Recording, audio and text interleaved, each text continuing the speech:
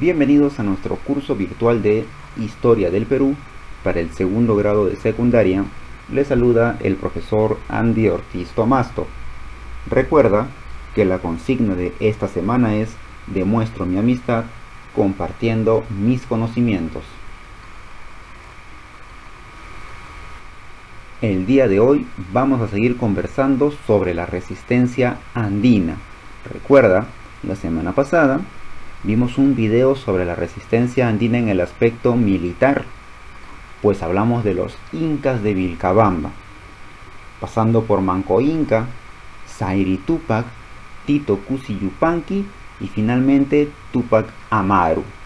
En esta ocasión vamos a prestar importancia al aspecto ideológico, religioso, como forma de protesta y resistencia ante la imposición española en el Tahuantinsuyo.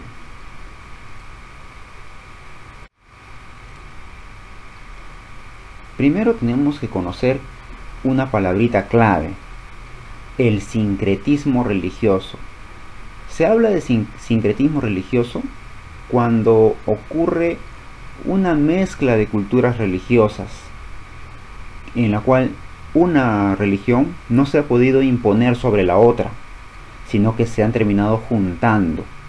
Y eso ocurre principalmente porque la religión es un aspecto mental, un aspecto filosófico de la vida de una persona.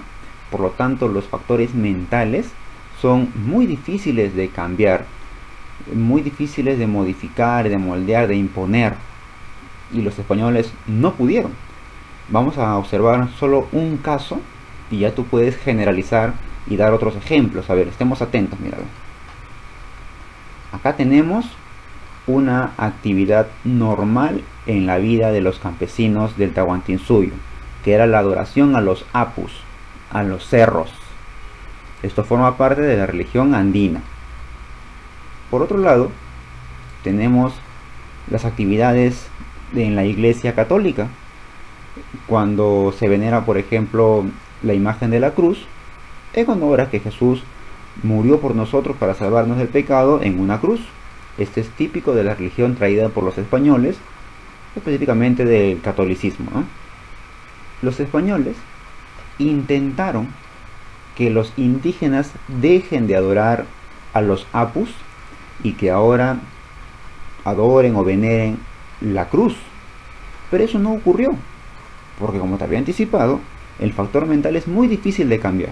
Entonces, como no pudieron evitar que las personas sigan venerando los cerros, lo que hicieron los españoles fue imponer una cruz encima de un cerro, para que el indígena vaya otra vez a su cerro y ahora se encuentre una cruz, e indirectamente vaya asimilando poco a poco que está venerando la cruz. Es por eso que en la actualidad muchos de nosotros celebramos festividades de cruz: la Santísima Cruz del Calvario, la Cruz de Mayo. ¿Y esas cruces dónde se encuentran? En los cerros. Casi siempre se encuentran en los cerros. Eso es un ejemplo de sincretismo religioso. Otro caso, ¿no? Desde esta época también, cuando se hacen los entierros, pues en la época incaica no se enterraba como lo hacen en la actualidad. Es muy diferente. En la tradición actual es una tradición europea. Se pone en un cajón y se entierra con una misa incluso. Pero incluso en los entierros hay muchas tradiciones de las personas que le dejan, por ejemplo, un plato de comida a su difunto, le dejan un vasito de bebida a su difunto, ropa a su difunto.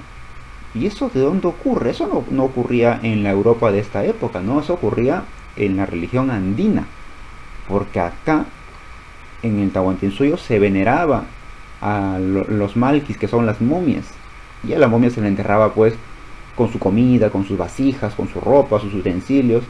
Estamos hablando de otro caso de sincretismo religioso. Uno de los primeros movimientos de resistencia ideológica en esta época va a ser el movimiento llamado Taquioncoy, que se desarrolló en la zona de Ayacucho, en Huamanga, aproximadamente por el año 1560. ¿Y por qué se le llamó Taquioncoy? ¿Qué significa Taquioncoy?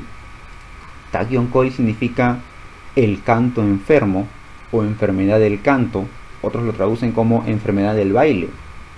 ¿Eso por qué?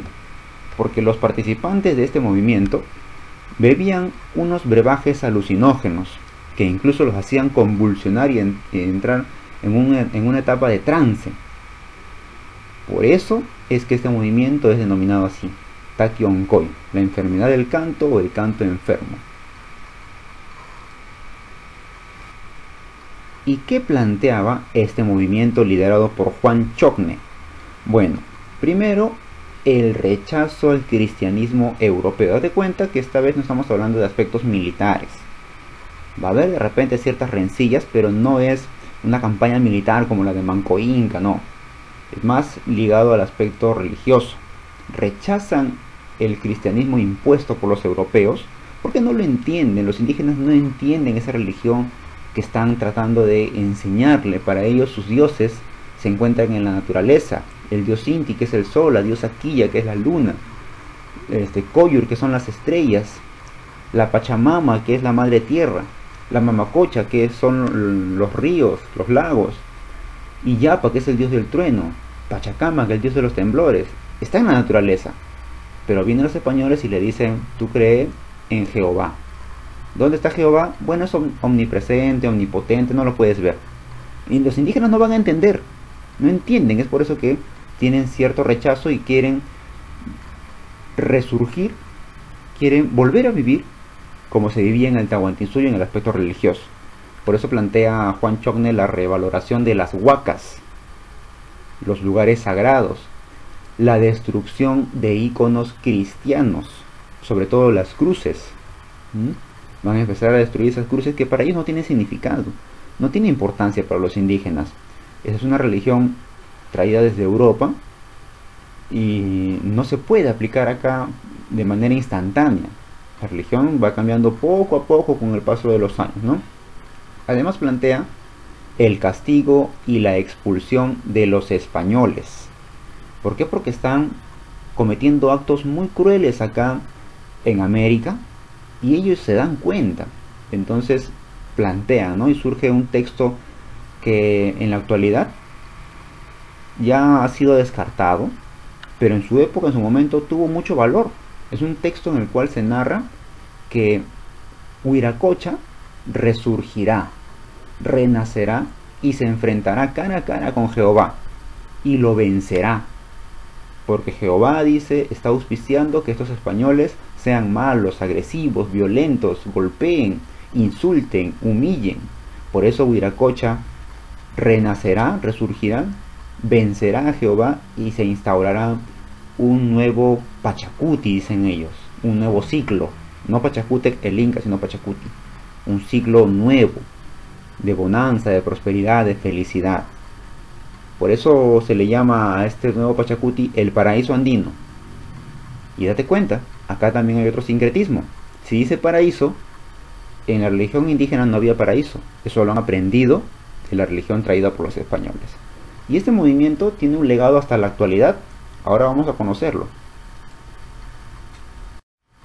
Estamos hablando de la danza de las tijeras, porque muy probablemente en este movimiento de Takion-koi, esa enfermedad del baile o del canto se refería a estos movimientos que hacen estos danzantes de tijera, que son bastante peculiares y que no cualquiera lo puede hacer. Se requiere un gran entrenamiento previo, ¿no? La danza de las tijeras, como te dice el texto, fue declarado ya por la UNESCO como Patrimonio Cultural Inmaterial de la Humanidad por su gran valor simbólico que tiene. Te estoy dejando un link en la plataforma por si quieres ver un pequeño video de 5 minutos sobre estas danzas de tijera, que es muy impresionante todos los movimientos que hacen estos danzantes. Otro movimiento es el Yanaguara, del año 1596 en la zona de Apurímac. Yanaguara está conformado de dos voces: Yana, que significa negro, y Guara, que significa cinturón. Es un tipo de cinturón y era característico de estos miembros que participaban en este movimiento, ¿no?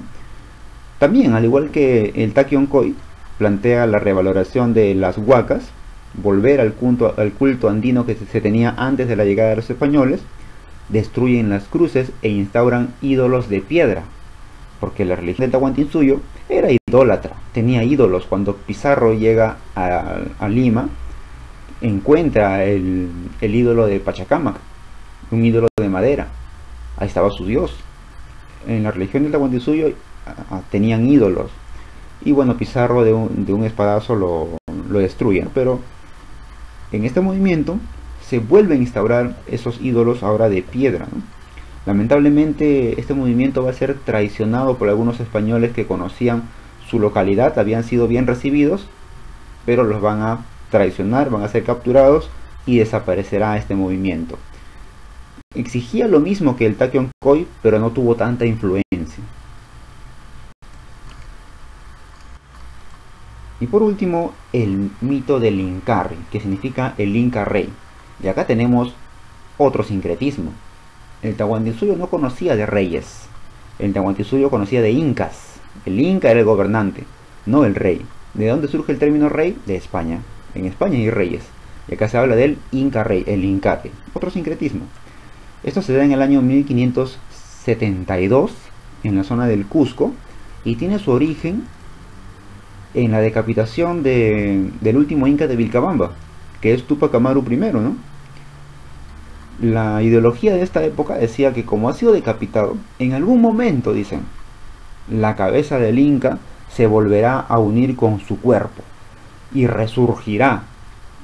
Cuando eso ocurra, traerá justicia y paz a este imperio que está siendo atacado por los españoles. Los vencerá en batalla, dice, y se reinstaurará un nuevo Tahuantinsuyo. Es decir, estaban esperando la resurrección de Tupac Amaru I.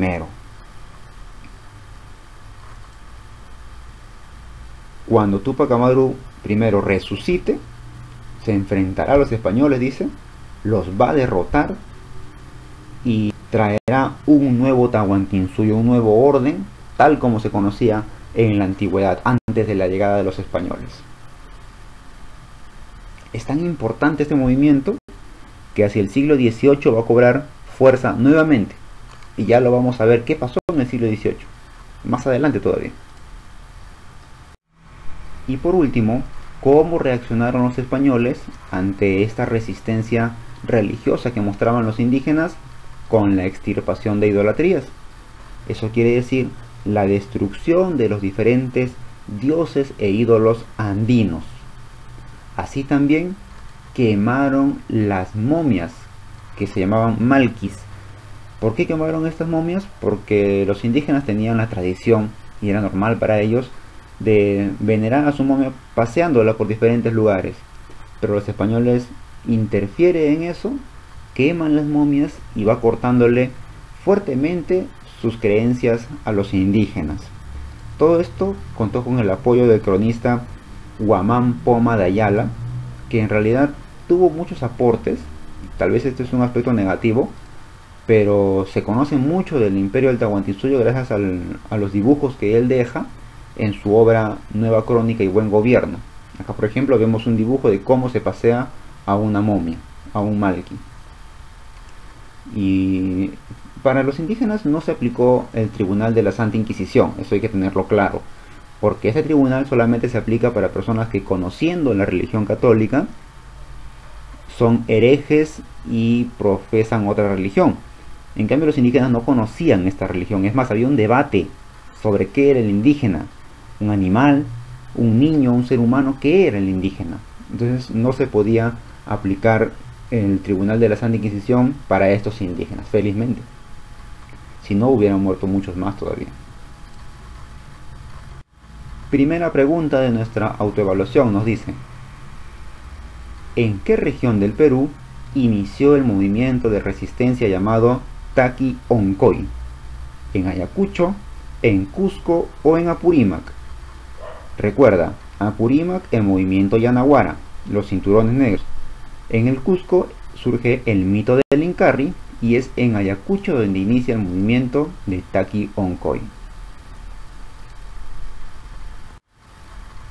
La pregunta número 2 nos dice: movimiento de resistencia andina como el Takion-Koy o el Yanaguara fueron básicamente de carácter, fue militar, fue político o fue religioso.